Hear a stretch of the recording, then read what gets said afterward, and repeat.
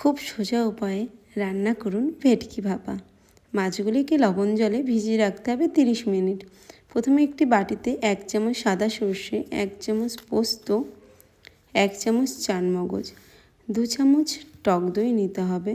আমি এখানে আমার আন্দাজ মতো নিয়েছি। 1 চামচ হলুদ, 2 চামচ সর্ষের তেল, সর্ষের তেলটাও আমি আমার পরিমাণ মতো নিয়েছি। 5টি কাঁচা লঙ্কা, এগুলোকে মিক্সড করে নিয়েছি। এইবার আমি মাছগুলোকে দিয়ে দেব। মাছগুলোকে ভালো করে মশলার সাথে আমি মাখিয়ে নেব। ভালো করে মাখানো হয়ে গেলে আমি এতে লবণ দেব।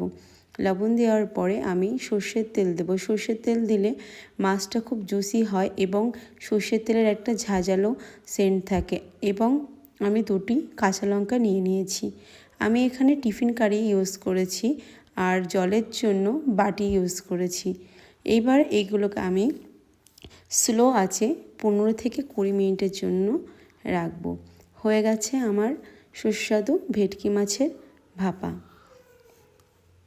তোমরা ট্রাই করতে পারো।